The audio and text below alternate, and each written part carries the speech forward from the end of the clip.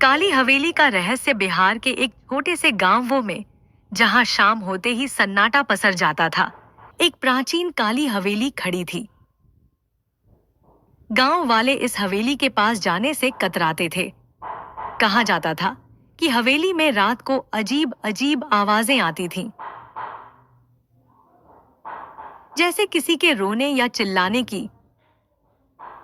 लोगों का मानना था कि वहां भूतों का बसेरा है। राघव, जो एक जिज्ञासु युवक था, ने इस हवेली के बारे में बहुत सुना था। वह डरता नहीं था और उसे अंधविश्वास जैसी बातों में यकीन नहीं था। एक दिन उसने ठान लिया कि वह इस काली हवेली का रहस्य पता लगाएगा। उसने अपने दोस्तों को अपने साथ चलने के लिए कहा, लेकिन सभी ने मना कर दिया। पहली रात राघव ने एक मशाल और एक छुरी लेकर हवेली की ओर कदम बढ़ाए। दरवाजे पर भारी जंग लगा था, लेकिन किसी तरह उसने उसे खोल लिया। अंदर घुप अंधेरा था। हवेली के अंदर का माहौल अजीब था। ठंडी हवा, सीदे की खपा हम, सीलन भरी दीवारें और फर्श पर जगह जगह मकड़ी के जाले। जब वह पहली मंजिल पर पहुंचा तो उसे एक पुराना झूला दिखा। झूला बिना किसी हवा के अपने आप हिल रहा था। तभी उसे एक हल्की सी हंसी सुनाई दी, जैसे कोई बच्चा हंस रहा हो। राघव ने मशाल की रोशनी में चारों ओर देखा, लेकिन वहां कोई नहीं था।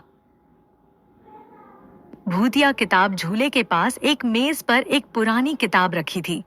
किताब की जिल्द काले चमड़े की थी और उस पर अजीब चिन्ह बने हुए थे। राघव ने किताब खोली।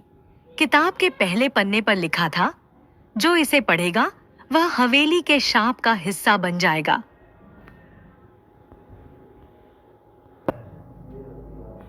राघव ने किताब को और ध्यान से पढ़ा।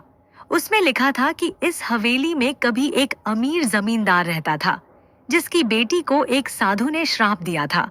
श्राप के अनुसार उसकी आत्मा कभी मुक्त नहीं हो पाएगी।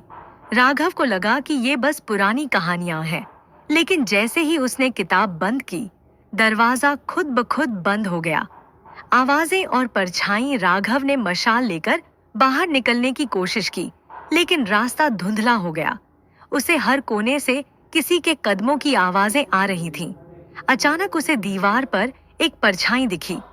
परछाई हवा में लहराते हुए उसकी ओर बढ़ने लगी। राघव ने डरते हुए कहा, कौन हो तुम? परछाई ने कोई जवाब नहीं दिया, लेकिन धीरे धीरे एक महिला का रूप ले लिया। उसकी आंखें लाल थीं और उसके बाल बिखरे हुए थे। राघव को एहसास हुआ कि वह हवेली की श्रापित आत्मा है। रात का संघर्ष। राघव ने खुद को संभालते हुए मशाल को उसके सामने कर दिया, लेकिन महिला की परछाई गायब हो गई। तभी हवेली की दीवारें कांपने लगीं और एक जोरदार हंसी गूंज उठी। राघव को लगा कि अब वह फंस गया है। वह भागने के लिए सीढ़ियों की ओर दौड़ा, लेकिन सीढ़ियां अचानक गायब हो गईं। उसके पैरों के नीचे की जमीन टूटने लगी।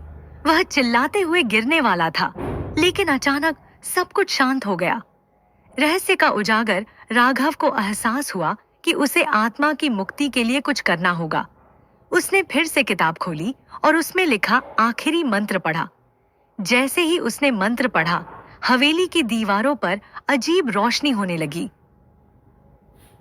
आत्मा प्रकट हुई और बोली, तुमने मुझे मुक्त कर दिया, अब मैं चैन से जा सकती हूँ। सुबह का सूरज। राघव जब बाहर निकला तो सुबह हो चुकी थी। गांव वालों को जब यह बात पता चली तो वे हैरान रह गए।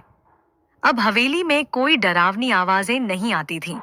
राघव ने साबित कर दिया कि हिम्मत और बुद्धि से हर डर को हराया जा सकता है।